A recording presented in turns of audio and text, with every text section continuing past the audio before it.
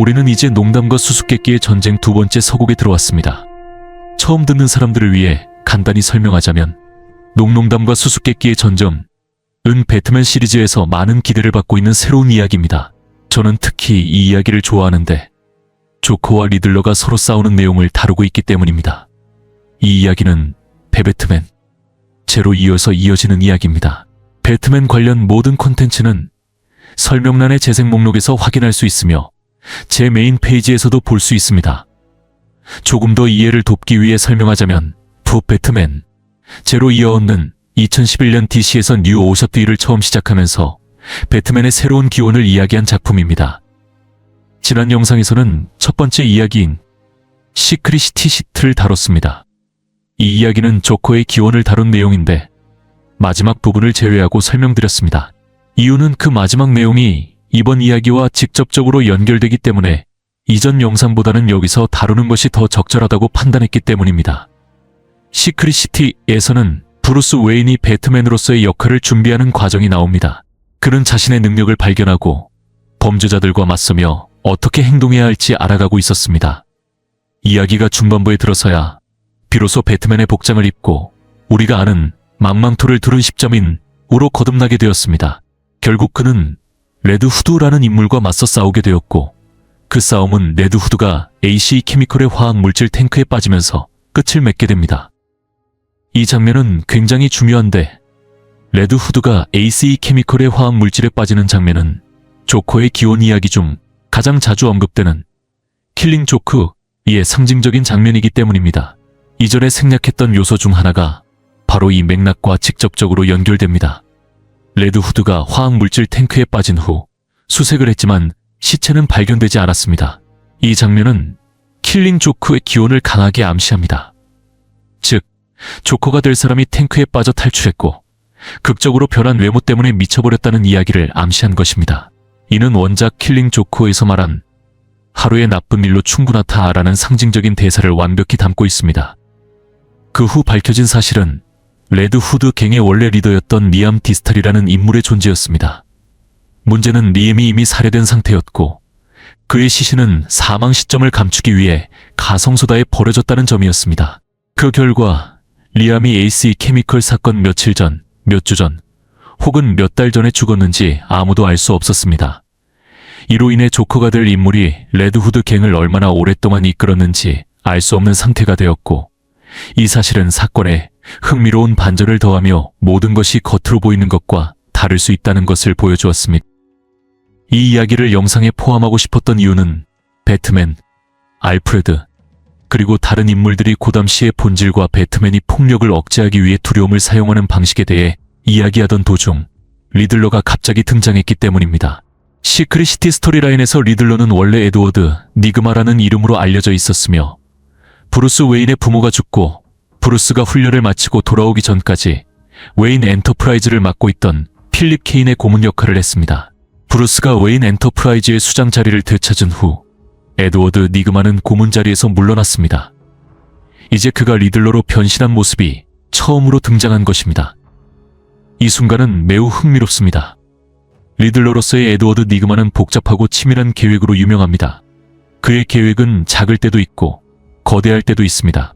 리들러는 대개 계획을 실행하기 전에 수수께끼를 내는데 이 수수께끼를 푼다면 그가 위협하는 대상, 이 경우에는 고담시를 구할 수 있습니다. 여기서 그는 스핑크스의 수수께끼를 제시합니다. 스핑크스의 수수께끼는 오이디푸스 신화에서 유래된 흥미로운 개념입니다. 전설에 따르면 스핑크스는 텝의 성문 앞에 자리 잡고 그곳을 지나려는 사람들에게 수수께끼를 풀라고 요구했습니다. 가장 유명한 수수께끼는 다음과 같습니다. 한 목소리를 가진 생명체가 네 발로 걷다가 두 발로 걷고 다시 세 발로 걷는 것은 무엇인가? 정답은 인간입니다. 아기는 네 발로 기어다니고 어른이 되면 두 발로 걷고 노인이 되면 지팡이를 사용하여 세 발로 걷는 것을 상징합니다. 또한 잘 알려지지 않은 두 번째 수수께끼도 있습니다. 두 자매가 있다. 한 자매는 다른 자매를 낳고 그 자매는 다시 첫 번째 자매를 낳는다. 이 수수께끼는 덜 유명하지만 답은 낮과 밤입니다. 밤은 낮을 낳고 낮은 다시 밤을 낳으며 이 과정은 끝없이 반복됩니다. 이번 상황에서 리들러는 수수께끼를 내지만 답을 명시적으로 밝히지 않습니다. 대신 애매한 힌트를 제공합니다. 그는 첫 번째 자매는 빈칸이라고 말하고 두 번째 자매는 빈칸이라고 말한다라고만 언급하며 고담 씨가 스스로 답을 찾도록 내버려 둡니다. 그의 목적은 고담을 더 똑똑하게 만들고 자신이 보기에 덜 지적인 사람들을 걸러내는 것처럼 보입니다. 동시에 그는 도시 전체의 전력망을 완전히 마비시킵니다. 이 과정에서 또 다른 인물인 랩 국장이 등장합니다.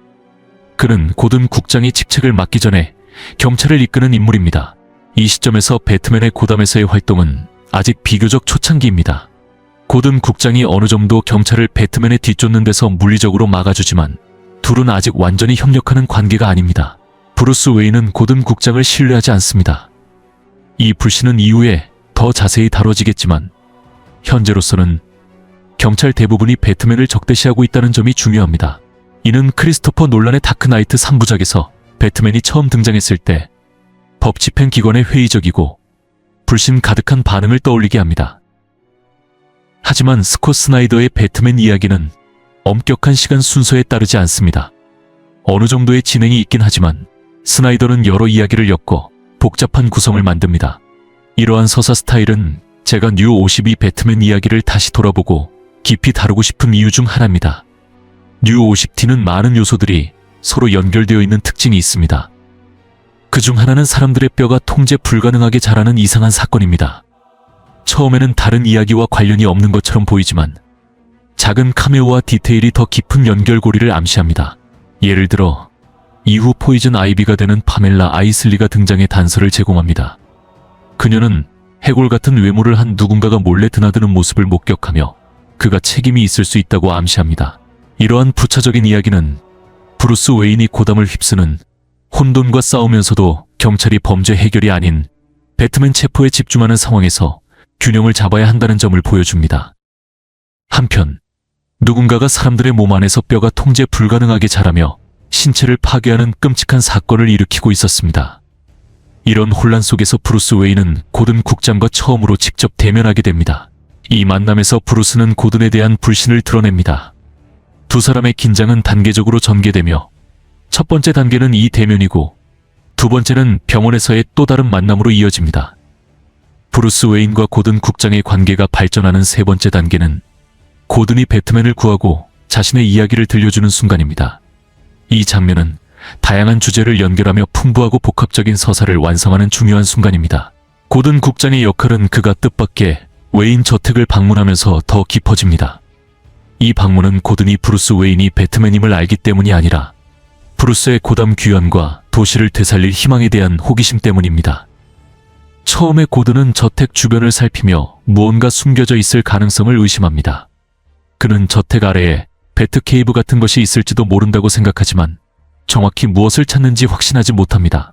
브루스는 몇 군데의 멍 자국을 이용해 간단히 상황을 무마하며 박쥐를 쫓아내려던 것뿐이라고 설명합니다.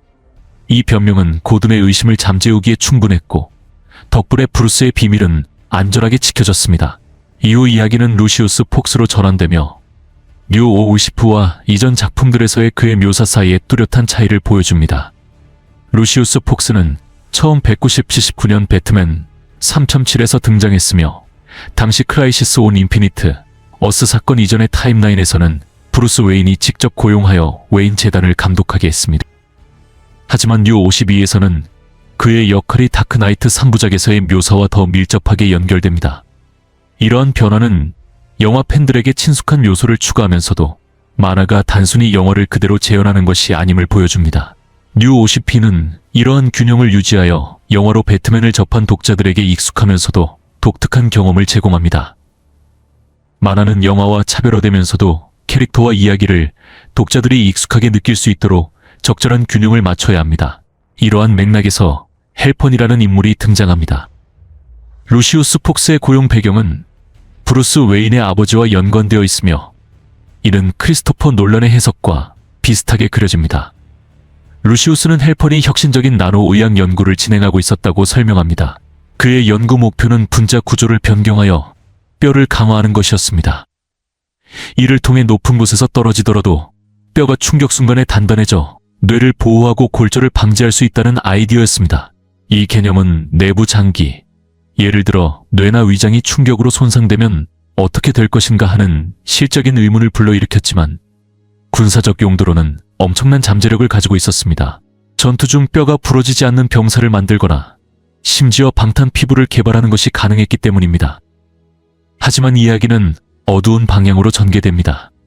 루시우스는 헬펀, 이제는 죽음의 방사, 들시텔디 툴리는 인물에게서 벗어나는 것은 사실상 불가능하다고 주장하며 브루스 웨인과 대립하는 모습을 보입니다. 루시우스가 협박당했거나 브루스에게 등을 돌린 것처럼 보이는 이 긴장감 있는 전개는 독자들에게 흥미를 더합니다. 상황은 루시우스가 헬펀의 공격을 받으며 브루스 웨인의 이름을 말해버리면서 더 위험해집니다. 이로 인해 헬펀은 브루스의 존재를 알아차리고 그를 협박하거나 자신의 연구를 위한 자금을 강요할 수 있는 우위를 점하게 됩니다.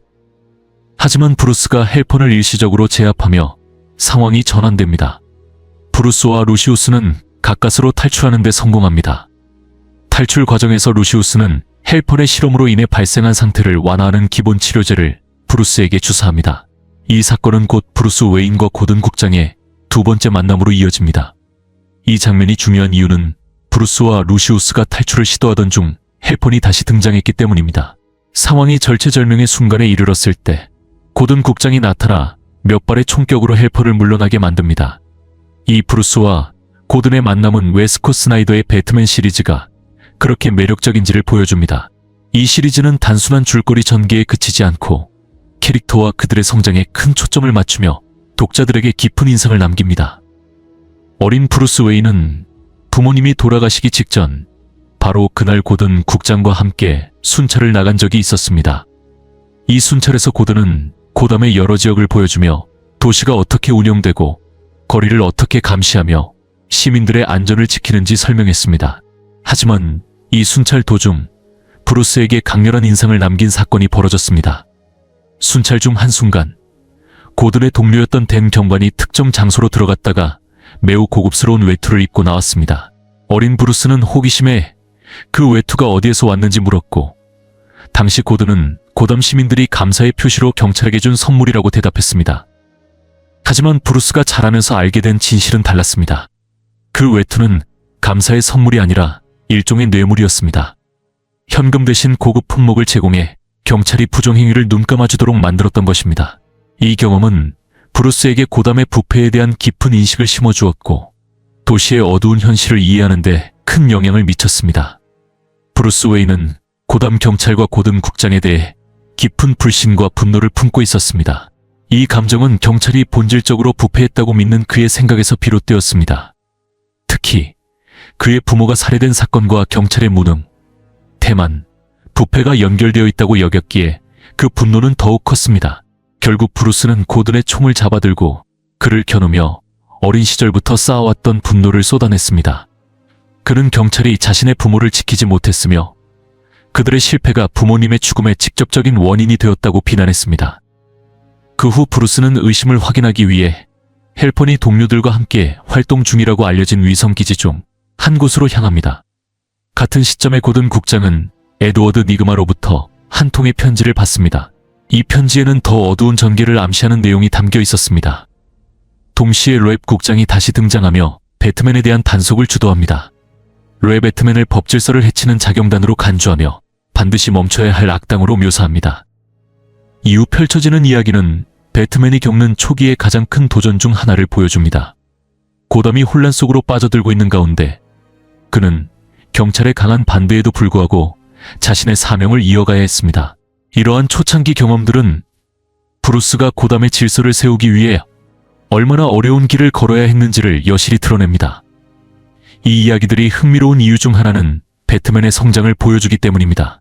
현대의 배트맨이라면 풍부한 경험과 훈련 덕분에 경찰을 상대하는 것은 비교적 쉬운 일이었을 것입니다.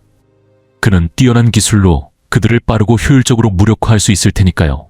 하지만 경력 초반에 그는 경험이 부족해 경찰을 제압하면서도 자신의 존재를 감추는 데 어려움을 겪고 있었고 이로 인해 그의 임무는 훨씬 더 위험해졌습니다. 한편 랩 국장과 그의 팀은 배트맨의 등장에 대해 미리 정보를 얻었습니다.